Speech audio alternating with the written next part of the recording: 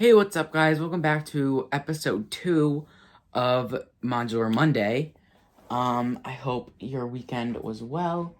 This is this was released in 2014, and, so how I got this one was I got it on, eBay, I want to say, back in 2020, just like the Palace Cinema. And oh, I just broke something, my bad.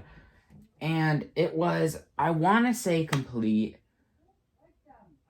but I'm missing pieces, but that's probably just my fault because it's been moved so many times and stuff like that. But yeah, I love this set. It is so cool. And yeah. This one has a lot of detail. The designer of the modular building series at the time, the one who's on Lego Masters, Jamie, really outdid himself with this for it being 2014. I feel like, honestly, this one was better than the 2019 one. I want to say that was No. When did Corner Garage come out? Anyway, I feel like this one is way better than Corner Garage. Even though I have Corner Garage. I mean, I still got it. But, yeah, let's get into this because it's going to be a little bit longer than the last one. Alright, so this is the Parisian restaurant. And it is a very cool set. Way more detailed than the, what's it called? The Palace Cinema. And, oh, my bad, guys. Sorry about that. And, if we're ranking them all, this is first, and second is, of course, Palace Cinema, since there's only 2 right now. In every episode, we will update the ranking, because we might as well.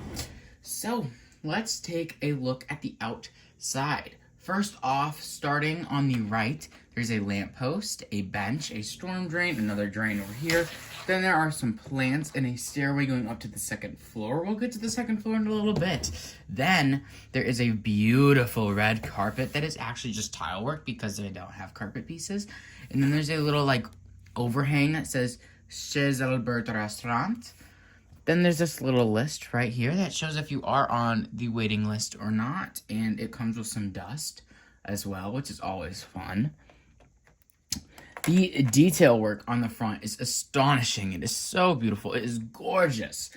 Looking at the part usage on like the windows over here and just the arches and using all these different parts, it looks so good. It really gives it a complete look, and I think they really knocked this one out of the park. Especially after the year prior, I think that the detail level is really upped in this one. Then there are some potted plants, along with some more plants, and plants, and plants, and plants, with some chains, that way you can't just walk in there like you own the place. There's a croissant. There is 2 tables with 2 chairs at each. There is somebody getting engaged as well, which I think is very beautiful. And it is a very nice detail to include. Going up a little, you can see, I just realized you couldn't see any of that. There's the plants and plants and plants, the chains so they can't go in. There's the tables as well with the croissants and the engagement happening. Going up a little bit, there is a nice gate piece, which I can take off and show you guys. This is the first time I'd ever seen this building technique. You can see the gate piece here, and they rotate it like this and then put it down. And they use it as an overhang, and I think that was a really smart idea. They even hang lights and plants from it. I think that was such a beautiful idea, and it worked really, really well in this case. All right, moving on to the interior of the first floor. Let's do that. Alrighty, so here we are. Let's take a look at the overhead view. This is the whole entire first floor is all tiled and it looks very beautiful. Let's take a look in the kitchen. There are some drawers with a pie and some cupcakes on top, but at the time, there's also a sink along with some dishes right there, some cups, some knives on the wall, along with a roller to roll out some dough. There is a stove right here along with the oven underneath, and then there is just another counter space with some more cupboards underneath all of this, with some really nice checkered work in the kitchen. Oh, wait, hold up. Never mind. If we take a look over here, there's also a fridge underneath the stairs. And do you see that turkey on the floor? That's not supposed to be on the floor. Hold on. That turkey goes right there. Voila. So that's what that was for. Then there is a little receptionist desk. If we take out the chef, you can see there with some flowers included. We'll get to the figures in a little bit, actually. So let's wait on that. Then you can see there is a wine cabinet with some wine and champagne with a very nice cupboard, which is actually built into the back in a sort of cool way. There is a picture on the wall, and then over here there are some really nice brick-built curtains, not fabric pieces, which I think was actually a good idea in this case. There are some tables with 2 at each table with a nice lamp as well. And overall, this set has a very gorgeous interior, and I think they did a killer job on it. So yeah, let's take a look at the exterior on the, let's take a look at this back alley. Also, I almost forgot that there is a place for a broom and a door that leads out into the back alley. So now we can take a look. There are some nice windows on the back. That tan piece is for the clock. There's a little overhang by the door along with a little like grill piece. There is some nice foliage on the back to cover up this ugly little black part. Then there is a rat, a little drain that goes from the top of the building, like from the gutters. There is a dumpster can, or dumpster and a dumpster can. Inside of this dumpster, I keep, obviously what was supposed to be in there, and my extra pieces. So, what's supposed to be in there, what was supposed to be in here is a sausage, a bone, some cherries, some more cherries, and then what I put in here was this extra piece, and then the two Technic pins, because I don't connect mine on my shelf. They just sit there loosely, which might come back to bite me in the butt one day, but we'll see. So that is what is in the dumpster. So yeah, and then there is some more windows right here and right here. Looking at the side of this building, this wall is looking pretty good. There's just this piece to hold on to that picture. Then on this side, this holds up those tools, and then there's a window. So thinking about the sides of the building is really important to me because I tend to notice that the sides are really ugly, and I will show you a really good instance where this happens. So this is obviously the same set, but if we put the second floor back onto it, the second and third floor, I should have just said reconstruct the building, but here we are. If we reconstruct the building and put this little side bit on as well, you can see, when I zoom out, that there is an obvious gap between the end of the base plate and the building itself, which to some people is like, okay, so what? Now, lucky for me, this one is on the right, and the diners is on the left. So I have it displayed like that, I don't really like it. If I could get rid of it, I would. But what would I do? I'm not gonna take out this seating area just because it's a pet peeve of mine, and it's not really my favorite. But here's where this comes in. In Assembly Square, if it is butt up against the building, it has this little alleyway, which is like I talked about. It's weird, but when you have the diner next to it, now, hold up. Now, on my shelves, there is like a 4 brick 4 to 6 stud gap between the end of the shelf and the first modular building. So I split it right in between, right in between these two buildings. Because if we put the Parisian restaurant here, and then the diner, even right next to each other, the alleyway is still there, of course. It's bigger. It has this much more space compared to just this. But I feel like there's no ugly side. Because if you look on Assembly Square, this side is very bad, and I don't want to see that. But when I put the diner here with a 4 to 6 stud gap, it looks really good because it looks like it's almost meant to be there. Compared to Assembly Square, where it just looks tight and cramped and ugly. So that is why I'm very happy that this is not super ugly and that they made this really pretty. So, but we'll take a look at the diner later and Assembly Square next Monday. So let's get back to the Parisian restaurant. Okay, so here is the second floor, and it is way less detailed than the first floor, but it does still have quite a bit of detail. So I think that is like a big pro, because even though there's less, there's still quite a bit compared to Palace Cinema, where there was not as much. So I'm gonna start with this little side bit, since it just stands freely on its own. So, it sits like this onto the building. There's some railings. This is where the stairs would be. Let's get a side angle on this. That way you can understand how this all works. So there's the railing.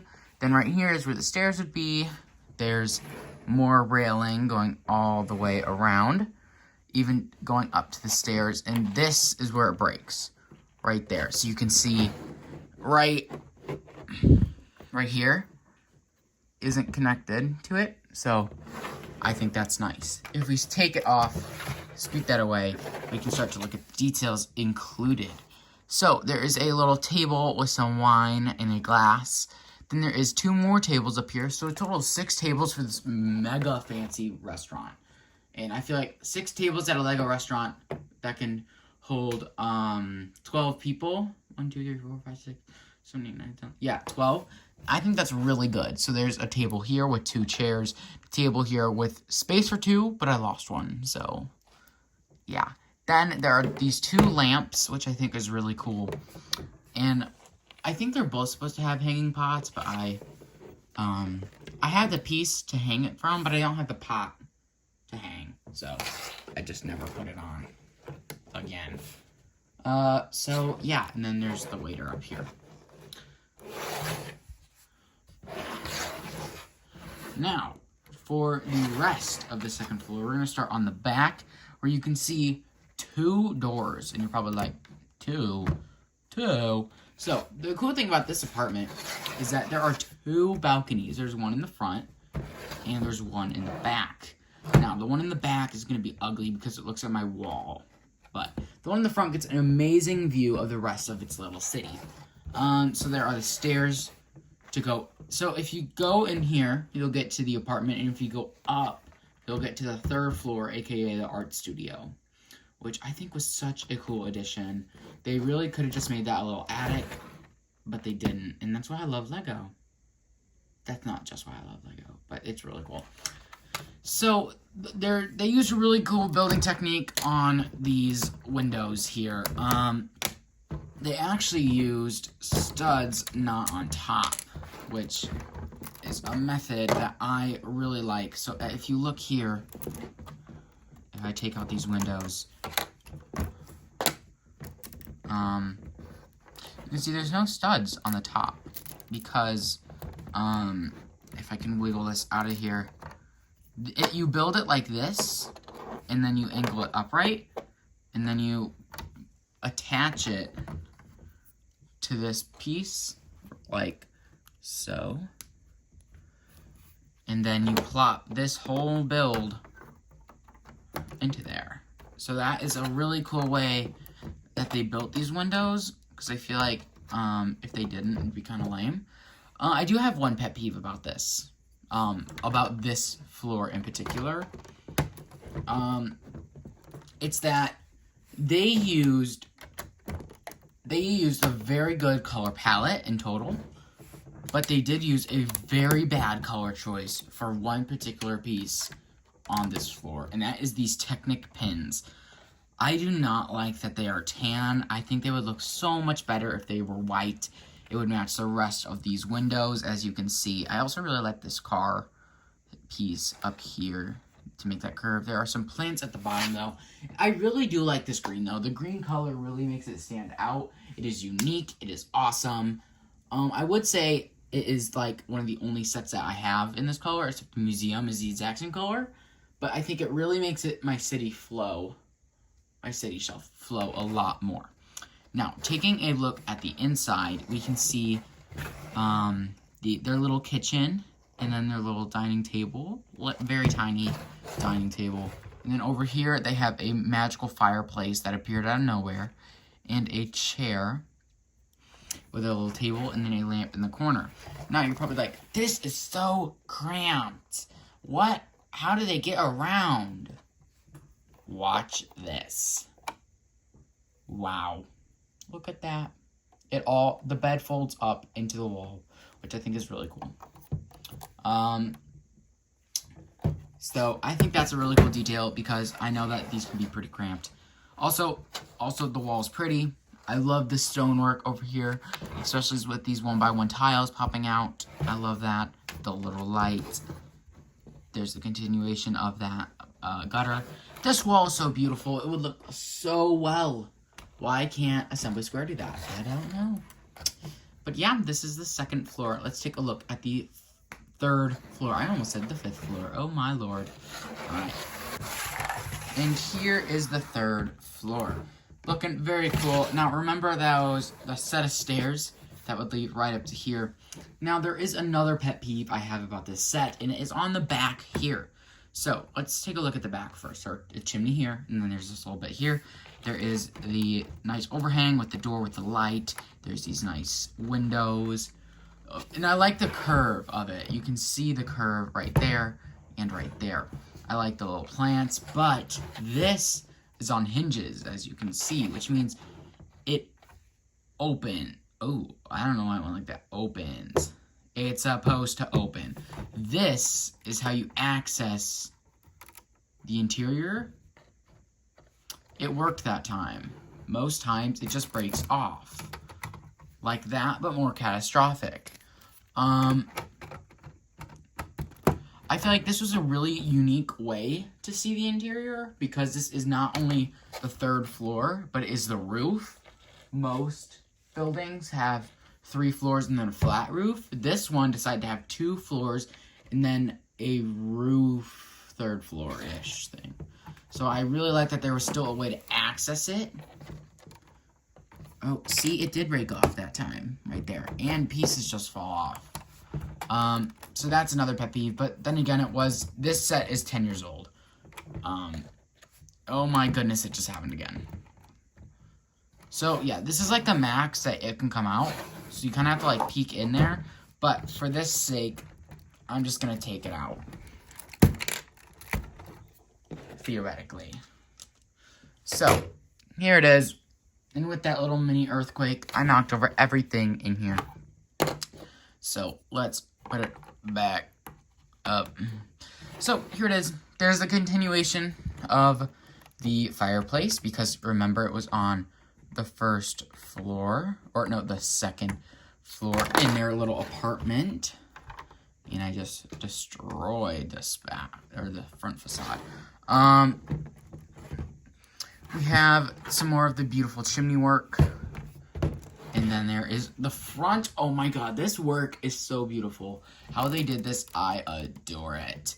So they actually used a clam piece with the tire pieces, or not tire pieces, but like the tire rims with the croissants. with a studs not on top feature to make this beautiful thing from God. This set, this, when I saw it, oh my God. Look at it from afar. That looks so beautiful. Also, I don't know if you noticed, but these are a ton of feathers placed into bricks, which was a very tedious thing to do, but it worked really well. Also, I'm missing a croissant. I lost it. There's a place to hold their art off to the left, right there. Then there's their art palette and seat, and then there is where they actually paint, and then there is the paintbrush as well, and then there is the door to get in, which is, there's nothing back there, I believe. Yeah, there's nothing back there. All right, so that was the Parisian restaurant. I know I said this video would be longer, and I'm not sure if it is yet. I think it is, though. I want to say it is. But yeah, make sure to stick around. Well, look out for next week's Modular Monday episode and tomorrow's Tip Tuesday video, because that'll also come out. So yeah. So in the end, is this set perfect? No. But is it really, really good? Yes. I'm going to give it a 8.5 out of 10. I know I didn't rank or rate the Palace Cinema out of 10, but we did rank it number 1 because it was the only one in the series yet. But now it is ranked number 2 because this is number 1 and it is beautiful.